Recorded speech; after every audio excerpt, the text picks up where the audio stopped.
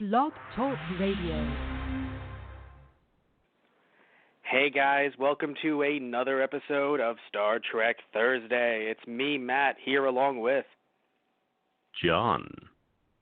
So, John, when you said this was a bad episode, I didn't know where this was going. Also, we should note, this is officially considered an episode of Halloween in July because of how horrific this episode was. Now, I thought this is an episode of Star Trek Thursday and Halloween in July, our little fun event that we have every July because I love horror so much that I thought let's do it twice a year.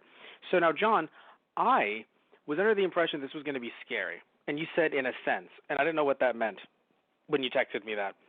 And then I saw the episode, and I'm like, oh, this is horrible in so many ways. Not technically scary, but it definitely would have been scary if this canceled the show, which, in my opinion, Code of Honor is the episode we're talking about, everybody. I would have thought that if this I truly believe this wasn't Star Trek, if this wasn't a sequel to the original Star Trek, not, sequel, but like in a sense, they would not have... Spiritual successor and bearing the same name. Yes. If that didn't happen, and this was a random show, this would have gotten so much publicity in the wrong way, and it would have been canceled. Yeah, it's interesting to think, like I said, especially the quality of the first, at least the first half of the first season in general. Like I said, it's a wonder that the show got picked up, and you do wonder if it didn't have the name recognition, if it would have gotten the same leeway, because people were definitely tuning in just to see Star Trek again. But it's a wonder that it took off, and of course, I'm very glad that it did. But Code of Honor is its own type of horror story. Probably one of the least popular among fans and cast alike. What confuses me, I should mention what doesn't confuse me. Not every time, because the first episode, technically the pilot two-part or whatever you want to refer to it as, you and I saw, I thought, I don't know what Patrick Stewart is talking about, because you and I talked about I'm pretty sure Patrick Stewart said this in an interview, correct? When he said, I didn't unpack for the whole season, because he honestly thought the show was going to get canceled, so he just didn't unpack anything. Yes. And I don't know. Yes, and I don't know what the production order was, but all I know is when you see an episode like this, I'm right there with him. Yeah, no, the production order and broadcast order are basically the same, with a few exceptions. Okay. But so this was it was produced, of course, just after The Naked Now, just after the pilot, it's pretty bad, and again it feels like warmed over TOS that definitely would not have flown, in 1987 we definitely knew better. That's the weird thing too, it's like, this is like, some people would try to talk about like, you can't do something like this today, like as if like this is a badge of honor, but it's like, no, even in 1987 people were most likely looking around like, what the fuck? Yeah, well, I think it was, I said, and I don't want to drag his name through the mud, and I'm sure you can look it up on Memory Alpha, but I think the person in charge of this episode, whether it was the writer or director, he definitely lost his job at that he was absolutely fired for this. But honestly, you know what's the sad thing? I don't want to blame him. He was, like, literally, like, I'm not even kidding. No, but I don't want to blame him. You want to know why? Are you telling me that no one at Paramount saw a rough cut of this before? You're telling me they couldn't have scrapped this episode and towards the end of the season just did a repeat of the pilot for a slot of airtime? Really? In any event, like I said, I don't know how feasible that would have been, but like just in general, the fact that a lot of people had to sign off on this at a lot of different stages. Yeah. There were plenty of opportunities to say, wait a minute, this doesn't really work. Look, right. And I think we should get probably the cardinal sin out of the way first, is that, as you'll notice with the Ligonians, they're all black. Now, the stage direction, the script and the shooting script for the episode only called for Lutan to be black. But somebody at some point made the decision that the entire culture is black. Yeah, which both are still problematic, but I think, you know what it is? I think it's not even that they're African American, because it could have been any minority that still would have looked weird with the way the plot went down. And I think for me, it's just this idea, because, like, look, seeing, like, they're African American, at first you're like, oh, good, you know, this is diversity. That's actually good. Like, there were more people in their alien species, because that's what they're supposed to be. I you know, obviously compared to the humans, supposed to be alien. So there were more people there of color in their alien species than on the actual Enterprise, combining both shows. Combine both. True. And there were more there than there were. Principal cast. Yeah. So it sounds good immediately when you hear that, and then you see what they're wearing, and you're like, this feels like we're getting a little. I don't know. Right. Like, the problem, if it was just an all black group, like I said, an all black group, that would be one thing. But the fact is, it was that 1940s tribal, deepest, darkest Africa type gimmick. Right. That was insulting it. I'll admit, when you look at where they were, like the actual city itself, it looks like they were trying to mix multiple cultures in. So then they probably should have been multiple cultures of different people. Like, if you're considering it, looking at it from a humanity perspective, right? Like human perspective. Yeah. But here's the thing, though, John, right? It's a mix of a lot of things. So it's the fact that they're African American mixing with their outfits. And then for some odd reason, someone was like, yes, their leader should be capturing a white woman. What? Yeah, that also, the optics on that are pretty bad, too. Has nobody seen the amazing award-winning documentary, Birth of a Nation? Is that not required reading around here? It's like, get the fuck out. Like, you're telling me, but that's the thing, like, it's why, you know, you and I are sitting here, we're like, and I know you're a bit harsher on the director than I am, but it's just kind of like, and again, I'm not saying that I'm giving him a pass necessarily, but I feel like, in a weird way, he was scapegoated because while he should be fired, a lot of other people should have gotten the axe too. And it's interesting that seemingly it was only him. As if, what, did he just like run off, like, I'm going to just film this, the actors just didn't know, they just got, I'm nothing against the actors because they've all condemned it from what you've told me, but I'm talking about, like, there were people on set who had the power, because I would argue the actors don't have the power. They're like, we need this job. No, they can't do anything about it. It would be, but there are other people. Mm-hmm. Including the African American. Yes, the African American actors as well. I just want to jump in. They also needed the job too. So I'm not begrudging them. I'm not saying anything about the cast and the crew that was like, look, man, I'm setting up a fucking light. Another crew member, it's like, look, I made the jungle gym. I'm sorry. Like, what do you want from me? It's like, I don't blame them. I'm just saying that there had to be some higher executive walking around like, putting money into this. What's going on here? Like, what is this? Like, what, did an executive walk in, like, on the last day they were filming the episode, and they were like, well, we'll see what happens. Like, what, did you take a chance? There's a lot of that, especially in the early first season of TNG, but really throughout any track and any show, there are episodes where you're like, how were there were so many chances for this to be shot down, and it just kept getting greenlit and nobody said anything. Or it could also, and like I said, what I have noticed, even with TNG, is that there were a lot of writers room clashes. There was a lot of conflict behind the scenes on how different people involved in the conception of the story you thought it should go. At this stage in the game, people were also still clashing with Gene Roddenberry. So I know it isn't that simple that one person points and says, wait a minute, that's wrong. And everyone else is like, yes, you're right, let's change it. Like, there's a lot of push and pull. And correct. a lot of people had to fight to get the things on screen, to get certain things on screen, had to fight to shoot down other ideas. We could devote an entire episode to just weird ideas of Roddenberry's that people shot down, especially during, early TNG. Right. So for me, you know what it is too? If it was a quote-unquote shit idea, like someone goes, oh, that's not good, I feel like not good, i.e. shit, I feel like that's questionable. Like, someone's shit is another person's treasure. Like in this case, though, it's not like, oh, this was bad. It's like, were there no? I feel like there had to have been I'm just wondering, like, what is going on here? 60 years past Birth of a Nation, like, you already had, like, I would argue from what I remember of TOS compared to this one episode, there were less racist shit. unless you want to say some stuff about Klingons, but and maybe how they were treated or represented. But like, I don't know. I feel like maybe am I wrong here, John? Because you're the bigger Star Trek guy than I am.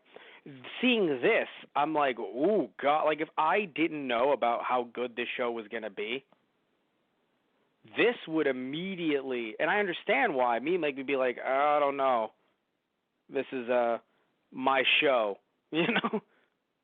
Yeah, so I definitely wouldn't, if because a lot of times, especially with how widespread watching Trek has become because of streaming services, people often ask, well, what's a good episode to start, or what are good episodes to show people to get them into Star Trek? Definitely not this one. I would skip. Put this on the list of things not to show someone if you want to sell them on the show, because unless you want to show them how horrible it can be first.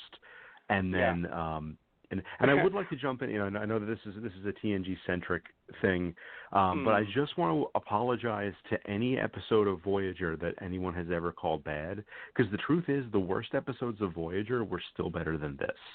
I would take Threshold or one of those over Code of Honor any time, any day. You know what's interesting? I thought this was going to be like a military thing, because just hearing Code of Honor, I think of like Medal of Honor. And guess what? And guess what? Surprisingly, no Worf either. Well, that's true. That's true. Heaven forbid you have a good representation of someone who might be considered well, actually, no. LeVar Burton was in the episode, right? But I mean, but just in terms of the fact that it's an episode about honor. And the word honor is in the title, and there's no war. So it kind of struck me as a little funny. Yeah. But So, but let's be real. We have to be fair here. The writers, not all of the writers, but whoever sat back and was like, we should have some clear racism, or at least it came off as clear racism. Maybe they didn't have it in their hearts, but it definitely just jumps off the paper. Someone had to have chimed in, if not the same person, and go, but we should really even things out with some sexism as well. Why the fuck would Yar in any way feel attraction to this dude? Like, it just felt like this primalistic stereotype of just like, well, he's being a piece of shit to me, but I have to be into him. And it's like, it's just, you know why? I think maybe some people are probably thinking we're being a bit too harsh for some reason, but I think this is the thing too, right? This isn't like a random sitcom that like is trying to be off-putting, like something like All in the Family.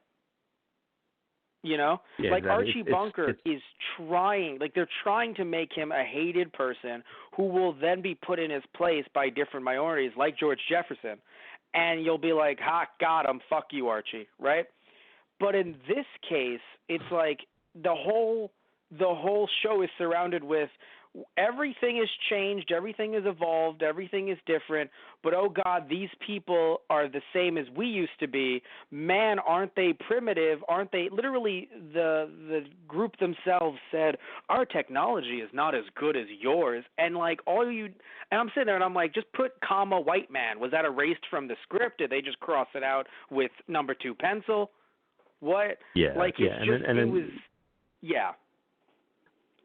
There's definitely sexism there, and I know that you had said, and as far as like the Yar being into Lutan type thing, I mean, Troy does kind of lay it on the line, because she says that, he's a very basic male image, and and like I said, and different strokes for different folks. There's definitely no accounting for taste, but I think the implication was that Yar was attracted to him because he was such a basic male, and also he was vulnerable at the end and things like that. It's just funny. But again, Data, without making.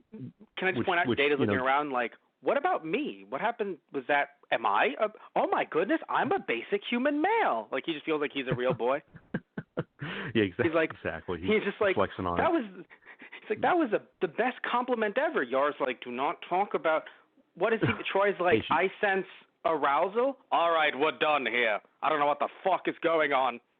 But nobody on this ship is attracted to anybody on this ship. Immediately, Beverly and Riker come into the same room. Oh, God help us. With Troy and with Picard. All right, look. But seriously, though, right? Seriously, though, yeah, what were you yeah, I understand that is true. They did explain it as like, oh, he's the basic male image. But again, that isn't, it's weird. there's nothing wrong with that being done. Because if he was African American and they used that, but he was wearing something different, more alien. That's the thing about this. Both the outfits and because they had no makeup, like no alien makeup, it literally looked like they just paid some people who were extras on the set for coming to America. Yeah, and they were just humans. They were just humans in like they looked like they were from Earth. And don't get me wrong. To do that with like, there are similarities between our cultures. So, yeah, there was no rubber foreheads or nose ridges or anything like that. And don't get me wrong, right? Don't get me wrong, John. Star Trek needs to save money at all costs, at all points. But there's a difference. But like, you got to do something different. Like, give them like scars, which are like purple. Not purple. Don't ever put purple on this. Fuck no purple. But give them scars that are like orange. Like just something different that is just like, oh yes, you are the fish people, correct? Yes. We have learned to survive without our guilt. Cool. Don't quote me on this. Don't quote me on this. And I would have to, like I said, I would have to memory alpha it. But I get the feeling that they were. I remember reading that they were in an earlier draft of the script. They were supposed to be more alien, and then through some series of rewrites and rebudgeting and things like that, it ended up being, like I said, just like you said, somebody that looked like they wandered off a movie set rather than somebody from a different planet. But credit where credit is due, and we're going to make this a compliment sandwich for the episode. And you actually had pointed this out, which is part of the reason why I enjoy doing this, because you see things that I don't. When you had mentioned that the architecture of Legon was like. I think we'd said like Middle Eastern or, it kind of had more of like a Moroccan feel to it. Right. You and I had mentioned this off podcast because I had initially said it felt like, and this was not as a joke, I was being serious because also it was models, so it reminded me of like Agrabah, which of course doesn't exist, and also Aladdin hadn't come out yet. Obviously there were the Tales and Arabian, but like there was no actual Aladdin animated film yet. This was '87. So, but the reason why I bring this up is because, or I brought it up earlier to you, is I was like, they're trying to mix all these cultures together, so that's cool, and that's why, even though I'm not the biggest fan of nowadays certain TV shows, every gang has to be multicultural, and I'm talking about even like street gangs. It's just like, really, all of you just balance out perfectly, percentage-wise? They may be criminals, but they don't discriminate. No, they don't have to discriminate. I'm just saying that like they really sit there and they're like, we want someone to come in here and to knife a dude, but we don't want it to seem like we're overly hiring Hispanic people. We need women in the workforce too. It's like, guys, what are you really fucking thinking about this? You're a street gang. You know what I'm saying? Like, you have shitty rituals, but like you're just a street gang. You don't have it's just weird when TV shows are like, we have to be an ethnically diverse street gang. And this is coming from a Hispanic dude. Like, it just feels weird, right? But in this case, it's a fucking fantasy. This is all sci-fi. I know, like, some people will be like, oh, it's not fantasy, it's sci-fi. But still, it's not, like, it's science fiction also mixed in with certain fantastical elements. Like, you don't have to, like, just looking at their costumes again, because I have the episode playing on in the background, it's just so fucking confusing. Because, it's not, and also looking at their outfits, it's technically not even, again, it's a weird mix of outfits, because it's not technically coming to America, to be fair, but it is a mix between, like, they look like sultans, like, it looks like they were trying to find people who were brown, and they were like, we can't find enough brown people. All right, fine, we'll just get African American people. Like, it seems like that's what they were going for. It was just weird. Like, I don't know why they couldn't have, and maybe some of them were brown. To be fair, they are, like, some of them might actually be Jamaican as well, to be fair, because not many of them spoke. We don't know. Only two people, I believe, spoke. It was his first in command and their leader. Right. So the lieutenant, I think Hagon was his right hand guy there. Yeah. And like I said, I'm kind of just clutching at straws. Really, I wish I had a better perspective on it. That as a white guy, there's only so much I can tell you, and there's really only so much that I feel. Well, no, but you have a better. But I love that you have a tighter grasp on the Star Trek aspect, though, because I need that, because I would have sat here if it was just me and like Tristan or something. I love Tristan, but like if it was just me and Tristan, he's also a white guy, but he doesn't have a grasp on the Star Trek as much, especially TNG. So he would be like, I don't know, man, that's so weird. I don't know why that's there. And you're like, actually, it wasn't initially, because you have that fucking CD that has all the scripts in it, right? The scripts. That's how you know. Yeah. You actually, because you know, it's. You got the CD when? In the 80s? Like from like a random store? You can say what it is because I know it closed down. Oh, no, yeah. No, it's, I got it because I didn't actually get into Star Trek until like the late 90s. So I got the CD-ROM was from around that time. I got it in like the early 2000s. So I got it like, you know, much later in the game. You know, it was long after TNG and DS9 had ended that I got it. But you got it, but the CD is from the 90s, yeah? Yeah, thereabouts. I think. Well, it includes the full run of TNG and DS9, so it had to be. It probably was like 90. It had to be like 99 or probably even 2000. And it has the initial scripts on there before. Like, so in the initial script for this episode, you read it. You were talking to me about this. It had no mention, because you mentioned this earlier in the episode, but I want to mention, like John has access to these. No mention of them being African American or black or no. Other than their leader. So it could have just been a bunch. It could have been, like, just have, like, one white guy. Like, just have, because, again, it's just optics. It just doesn't look good. And especially, again, when the show is set in a world where everything is changed and it's different. And if these were people from Earth, at least I'd be like, oh, okay. But, like, really? They're supposed to be alien and you can't even give them, like, a smatter of makeup, nothing that makes them look like it's like war paint Africa. Like, don't do that, but just something a little different. That, you know, I'm not saying you have to, because like the forehead stuff that does cost a lot of money, but you couldn't have like given them a funny nose, funny to like everyone else. Like, you couldn't have done something. The only thing is, though, is that I think that they were going for something as the episode was ultimately produced. It seemed like they were going for a lot of Earth parallels anyway, because remember, like they make the connection to Counting Coup, which was a like I said, it was from. I'm blanking on what culture that was from. It's French, obviously, but like, yes, you know, because it was, but they were drawing a lot of Earth parallels, and then Picard at one point trying to like schmooze Lutan is like, oh, there's a lot of similarities between your culture and an Earth culture that I admire. So, you know, there's a little bit of similar, you know, this. I think the Earth parallels were deliberate because they were trying to make fair. You're right, actually relatable in that sense.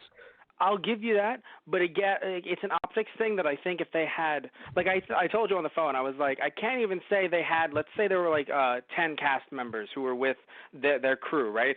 I can't say that there were 10 times more black cast members than there were black writers. I can't say that because 10 times 0 is then 0. Like, I just cannot fathom. There could not have been, and if there was, sorry guys, please correct me. I want to be corrected on this. There could not have been one black writer, or if he was new and he didn't want to lose his job. Because there could not have been one black writer in that room who's just like, hey guys, like, I have a feeling this might not look the way you want it to look. It would, because like literally it's a situation where like Picard's amazing, right? We love Picard, amazing, not a racist. But if he had looked at one of them as like, let me tell you something, boy, it's like, oh no, it's like that situation where someone might be like, oh, you don't know why that's a problem? Okay, well here's the thing, right? Like, that's the thing. It's one of those situations where it's something that might seem subtle, although to me this isn't subtle. But again, this is also 32 years later. But it's still – so I have a question. Do you know if there was any controversy at the time? We know the actors came out eventually, even I think in the 90s, and were like, hey, this is bullshit. But was there, like, media coverage of this at the time? Because this is the third episode. Keeping in mind – yeah, you were a child, but you could go back and look. Keeping in mind also that this is before the internet, so controversy didn't spread in the same way or at the same rate. True. I don't Very really true. think I don't really think there was any media backlash.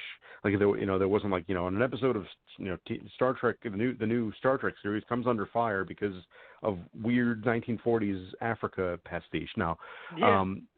I don't think I know that the ratings for the episode were probably pretty poor, and there was definitely controversy and I think conflict and tension behind the scenes.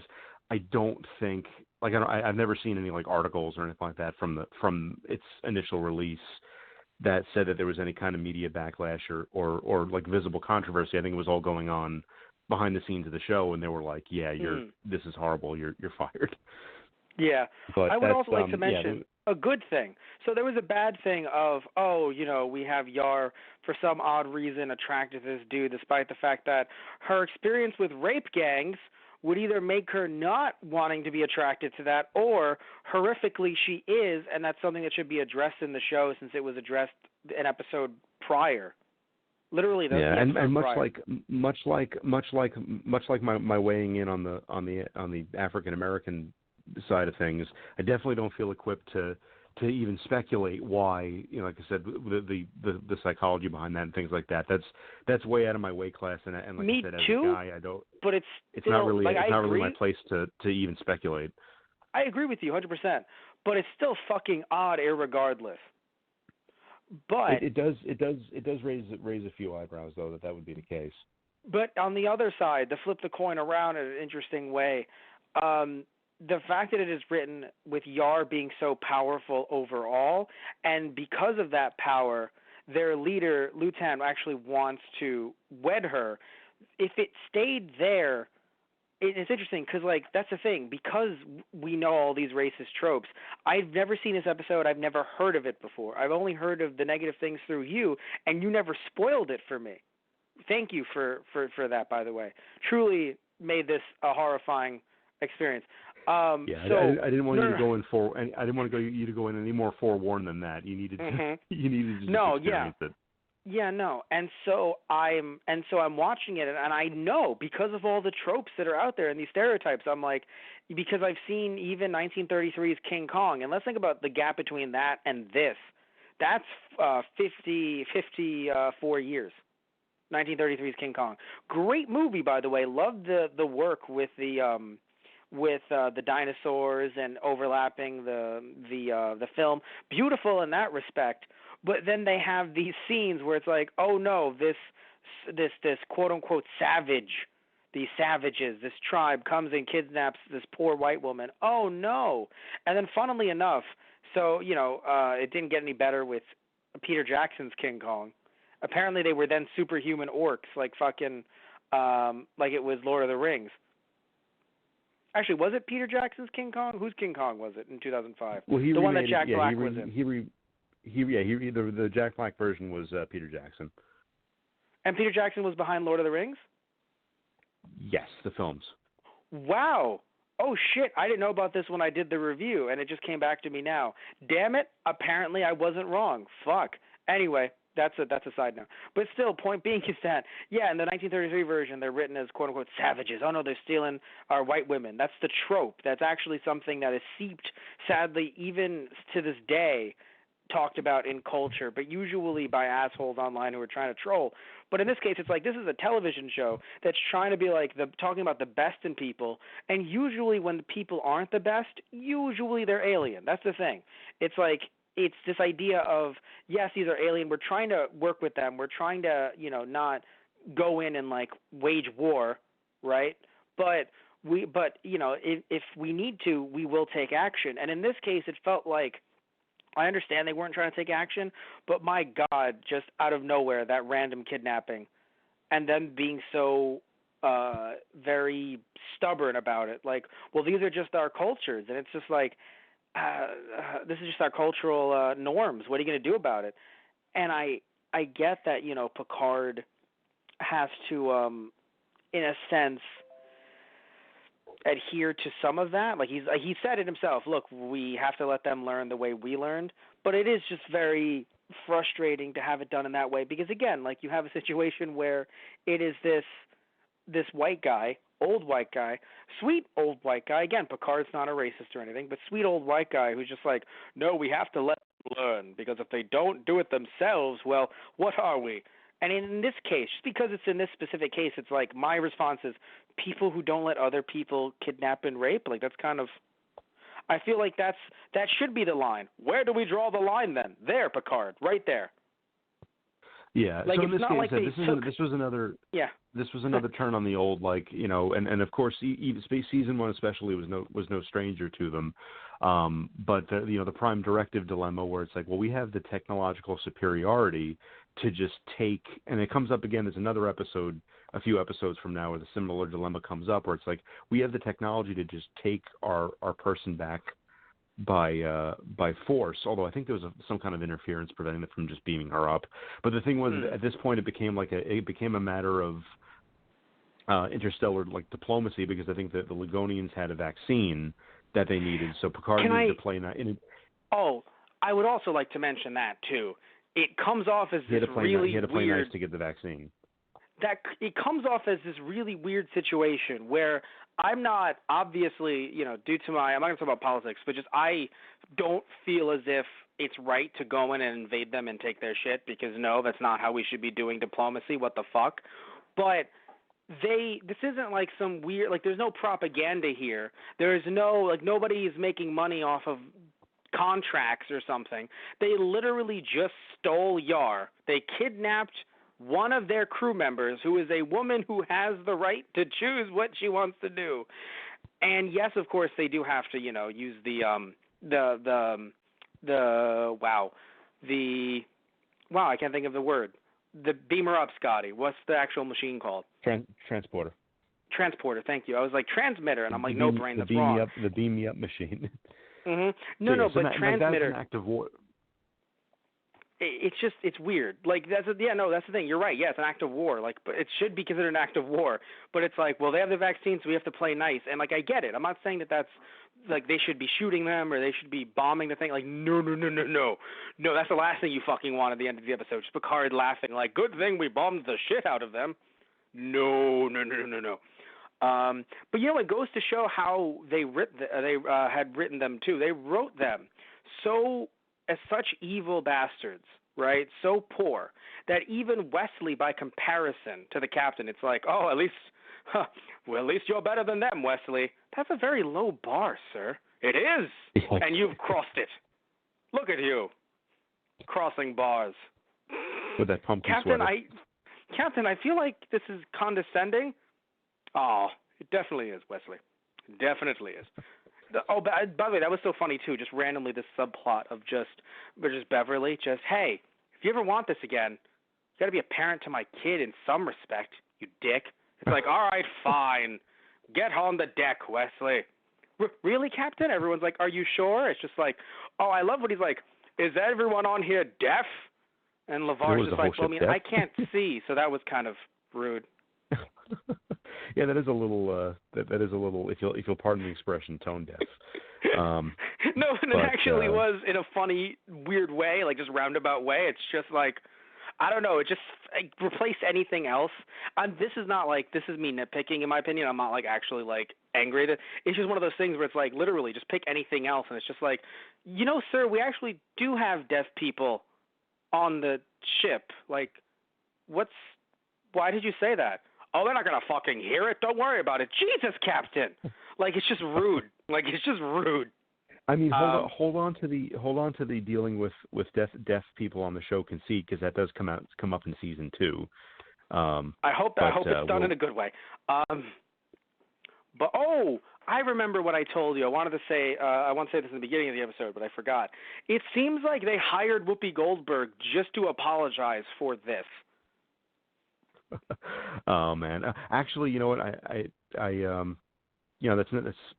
not a bad gesture, but I do know the real reason that Whoopi Goldberg joined up was actually because of Nichelle Nichols, Uhura from TOS. Oh. That was her one of her heroes, so she was kind of trying to follow suit. Yeah, and I have a feeling she was probably filming a movie or something. That's why she couldn't be on the first season.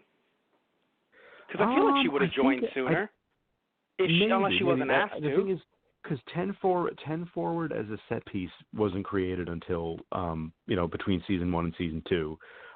So I think they created the character to be a bartender in the new lounge that was being added to the set. Oh, okay. Well, no, because so you say that she wasn't she's really a fan. conceived until what's that? You said she was a fan. I assume she would have wanted to be part of season 1 in some respect. Yeah, and it might have just been that she didn't really, get around to it until it was time to produce season 2. I'm not really sure if she was, I'll check. It might have been I'll see if she was scheduling conflict, in a movie. but really there was, because the thing is there was the character wasn't really created until after season 1, so there was no casting call for it. There was no Guinan yet, so there was no. Well, was she as big as she is now in 1986? Oh yeah, I'm thinking she was. Yeah, well, there was sometimes. Was it Ghost? I don't remember when Ghost came out, but she was a hot property in that, and things like that. So yeah, so she was a well-established actress by that point for sure. Yeah, I only bring it up. So I only bring it up, dude, is because when someone's established enough, I can assure you there isn't a character for Oprah in Star Trek Discovery, but there fucking will be if Oprah makes a phone call. Right. We'll make room for it. Yeah, exactly. No one's sitting there sorry, Oprah, we just don't have any room for strong black characters. No, when you fucking get a call from Oprah, you fucking make the room. Right. That's what I'm saying. All right, so you get a starship, and you get a starship, and you get a runabout. Yeah. But she just can't stop having bread on the deck. She just can't stop eating bread on the deck. Because where's all this bread coming from? Right, Oprah. By the way, it's still Oprah. It's still they don't give her a new character name. It's just Oprah. Admiral Oprah. Admiral Winfrey. You know what? Actually, the more I think about it, I was being snarky, but I think I can see that. Oprah's Book of the Month Club is just old TOS books. It's just pads. They're just reading. People just have piles of stacks and stacks of pads. But one thing I will say, and like I said, I know you had made an allusion earlier to the Jungle Gym, which actually I think when you had mentioned that it's if we're compliment sandwiching this episode, the fight between Tasha and Urena was very Amok Time, it seemed ripped off from the from the now the iconic TOS episode, of course, now that every show from the Cable Guy to The Simpsons is made fun of. For swinging around the weapons. Yes. I thought you were not going to mention it. I was going to be like, oh, sorry, John, you cut out. Did you mean the fight between Spock and Kirk? Or you cut out there. I was going to make the joke, but you mentioned it immediately. Whoopi was in The Color Purple in 85. Wait, let me see here. Because when was TNG? When was she specifically in this? In TNG. She was in 88. Yeah, so in 80, putting TV stuff aside, she was in, let's see here, just looking at movies, which obviously movies usually a lot more time on set than TV. She was in The Color Purple in 85. So I imagine after 85, she was just she just couldn't hold all those awards. And so she was in The Color Purple. She was in something called Jumpin' Jack Flash, but I'm assuming that was filmed before 86, because that's when it came out. And then 87, 3 movies came out: Burglar, Fatal Beauty, and The Telephone. Oh, that came out in 88. Yeah, I have a feeling it was probably at that point it might have been an issue with filming. Although in 1990, that's interesting. Was she still on TNG? Because in 1990 she was in Ghost. Oh, Ghost was 90? Okay, she was definitely in. She joined the cast in season 2 in 88 and was with it until the end of season 6. And she wasn't in season 7 because of scheduling conflicts with the movies that she was doing around that time. But for all intents and purposes, from season among others, I think. So from season 2 on, she was basically like a semi-regular, like a recurring character for the rest of the show. Oh, but she was recurring, right? Because a lot of characters in this show, they juggle them around. Yeah, and that was probably part of the deal, is that because she was one of the hotter properties on the cast, she wasn't in every episode kind of character. It was just she was there, and every so often she'd pop up and lay out some wisdom and things like that. Yeah, and I want to apologize to everyone if that's considered a spoiler. It's just that I'm watching this on Netflix, and they literally have her in way too much promotional material. And it gets me ticked off because I'm like, I haven't even seen the show yet. Why are you showing me Whoopi? She's not in season 1, and you've told me over and over, Matt, she's not in season 1. And I'm like, then why are you showing me Whoopi? When I get angry, I become Picard. And honestly, the thing is, it isn't really much of a spoiler because there are no major story developments around her joining the cast. She literally shows up one day, like in the first episode of season 2. We're introduced to 10 Forward, and she's just there. Presumably, which and then that begs the question, like, was it, because they in a later episode they make reference to something happening in 10 Forward in season 1, even though we never saw it. So presumably it was there. We just didn't have any scenes that took place there, or it was being remodeled, or something. But yeah. I want to. Yeah, keep going, please. But no, I was just going to say, as far as like the, I know you had mentioned that with the like arena fight, it was there was kind of a cool effect with the. I know you would call it, and I've always called it the same thing, the jungle gym. You came to that conclusion too. I'm not a genius. You came to that conclusion as well. Everyone has. But you put the words to it. But it's it's pretty. It was very, it was very 80s. Like I really like the cheesy 80s props and set pieces especially from the early seasons. They do have their own little charm, much like the TOS stuff. Because you know what it is? I watch Japanese superheroes so much. I mean, I remember I was showing you and another mutual friend of ours an episode of Jetman.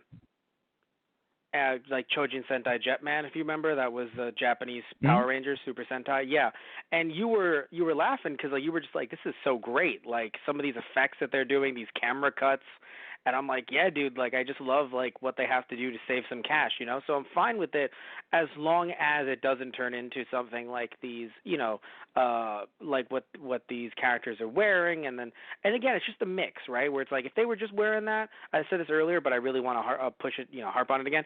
If these actors were just wearing that, but they were of all different races, human races, okay, fine, right? If they are wearing that and they're all black, but they don't, or at least black and brown, but they don't do exactly what they were doing, like they're actually more advanced than they believe, even though they're like, maybe if they weren't more advanced than Picard and the rest of the fleet, the Federation, but they believe that they are. Interesting. That's been done before, but I mean, a lot of races think that. A lot of alien species think that. Okay, right? But because they even knew about their own, they were like, oh, no, we definitely aren't as advanced as you are, but we would like some compensation for this vaccine, and we're now going to use this against you so we can kidnap and assault your white women. And it's just like, interesting. No. No. Also, can we also mention, John, that even putting all this aside, even if all of that was done the way we've been saying it, it doesn't make the episode good. It was still trash irregardless. Like, how can you, because again, looking at not just Picard, but just the general logic, and look, I'm not saying that human culture is, or other parts of human culture, depending on how you slice it, are logical, if you will, but the idea that we're going to kidnap her, I want her to be my wife, but because I want her to be my wife, now she has to go through trials and tribulations just to have the honor of being the wife that she doesn't even want to be. Like, I'm sitting around, I'm looking around, and I'm like, I feel like, again, Picard, this is the point when you're like, wait, this is the line. This is when you step in. Like, it just doesn't, like, it's just a way to have the fight between the two of them be like the Kirk and Spock fight. That's literally what they wanted. A long way to go for yet another arena battle. But yeah, so, and a lot of it hinges on, because the thing is, even though obviously kidnapping, and I think they try to write their way around it in a way, because they said that, it's like counting coup, where like what he did was considered acceptable in his culture, even though we would consider it, stealing a person from the ship against their will is obviously an aggressive act. In their culture, that's, considered okay. And Again, Yeah, so you're right. for Picard for Picard to like try to take the vaccine by force could endanger the mission of getting it in the first place, and then it's funny. I don't even care about the vaccine. I just care about Yar being safe. And I know I should care about the vaccine, but like it's just getting to the point where what I'm trying to get at more so is that it just is it's not, even if you say, oh well, it's not kidnapping in their eyes. Yeah, but you're still saying she will be my wife and they will have to fight to be my wife, and it's like, but she said that she didn't want to be your wife. So why is there even a fight right now? Right. Do you see what I'm saying? And the other unfortunate. Go ahead. I'm sorry. No, I'm just saying, like, it's just, well, she wants to live, right? Yeah, but then doesn't want to be your wife. It just, I mean, again, like it, and you could argue in that sense it was more of like a Sultan thing. So in a weird way, because they didn't want to go for maybe a more Middle Eastern, like, oh, we don't want them to be this way and have this accent, which, again, I'm happy they didn't go there. But they still ended up going for this, like, again, tribalistic situation. Regardless, it was still going to be racist, irregardless. They just, I love it. It's going to be racist no matter what. They just went for a different race. They could have done all Hispanic people, and it still would have been racist. They could have went. Yeah. They could have went with entirely Dutch, and I'd be like, this is still racist, and also right. Why are they speaking in Dutch accents? This is weird. Petition for an all Swedish remake of Kodamar, and it's instead of Ligon 2, it's Leganberry 2, and the arena fight is over delicious fruit compote. This is why we have you, John. And the thing is, and Picard, and Yar instead, Yar can fend for herself, and I know that when Yar was captured, it was like, okay, I'm going to do what I can to win this fight and win us the vaccine. So to their credit, they don't treat her like a helpless damsel. She does get her own back. True. But and I love her, by the way.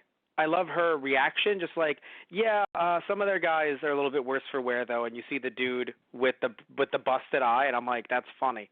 Because, like, again, it's Yar, so she's trying to get the fuck out of here. She's like, if I could, I would beat them all mercilessly, Captain.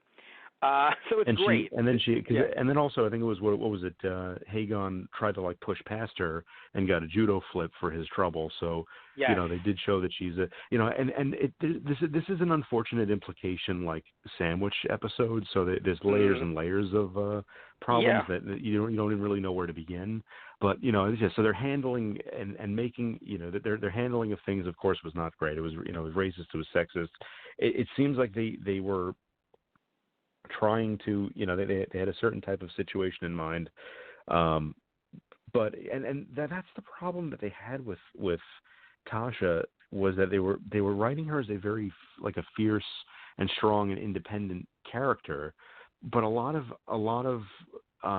other aspects of it were just focusing on her vulnerability, where I feel like her two settings were like being like tough and badass and like breaking down. So I don't feel like their handling of her and her sexuality, but not in a way where she is owning the sexuality, if that makes any sense.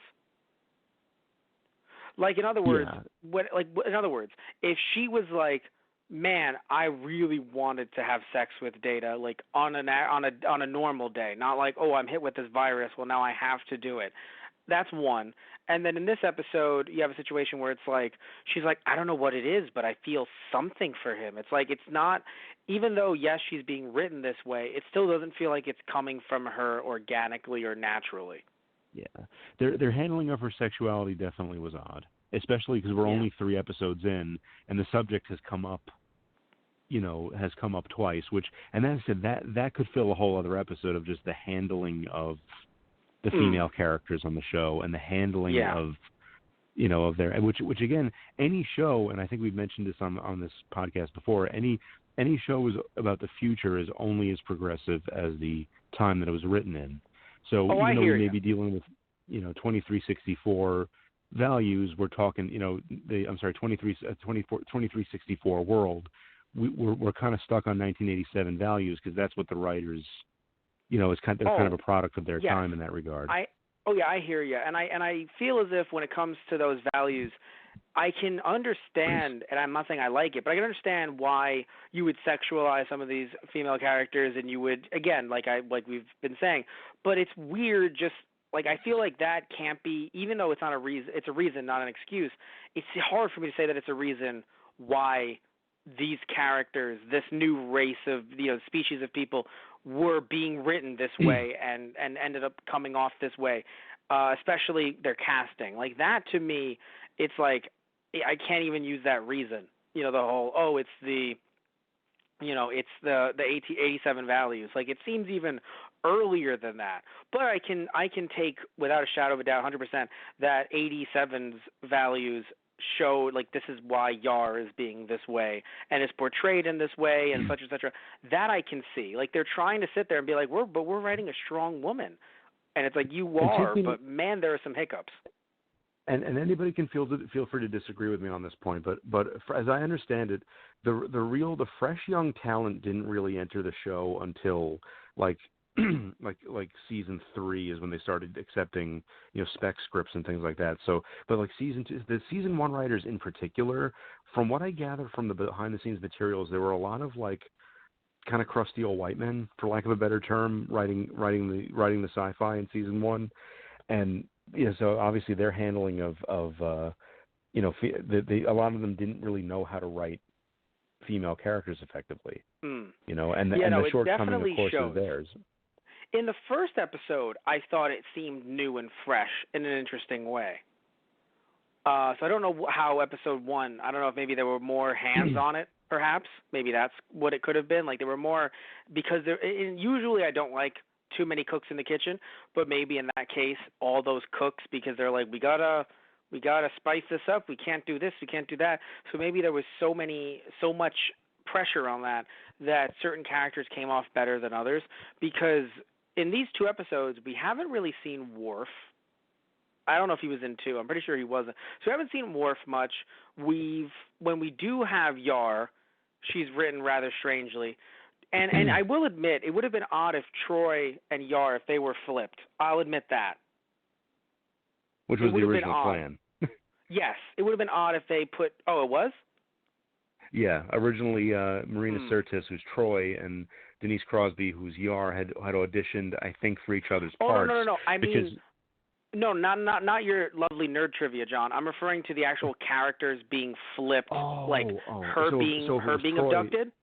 Yeah, it was Troy that was abducted, rather. That wouldn't have worked. Even putting the physicality aside, it wouldn't have worked because they needed an empath there with them to gauge the situation at all times.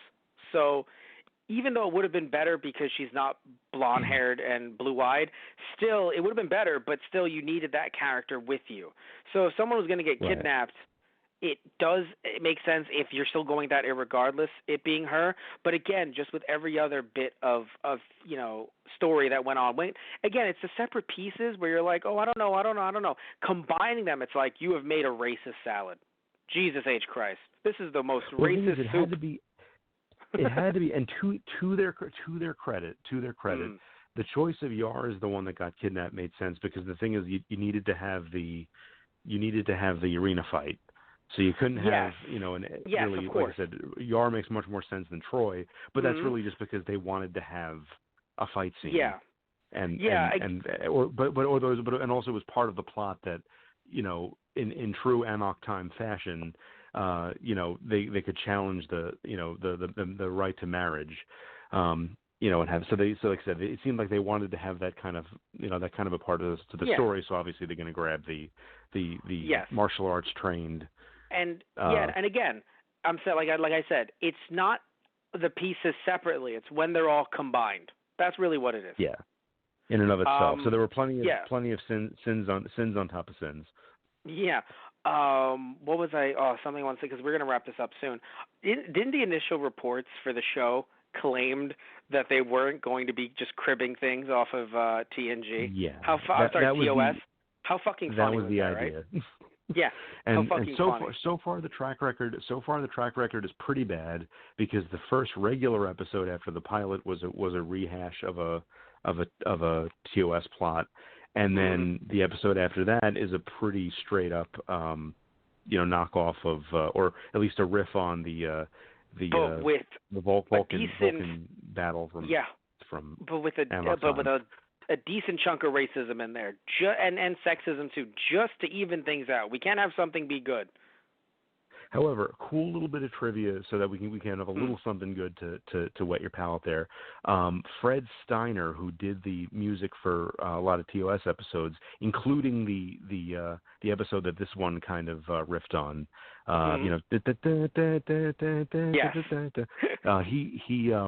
he wrote the music for that episode as well. So that was kind of a cool parallel. And I can't help but feel like I think they intended this fight with Urena as almost an homage rather than a straight up ripoff, but right. But and yeah, to be so fair, that's a nice little bit of connection, though.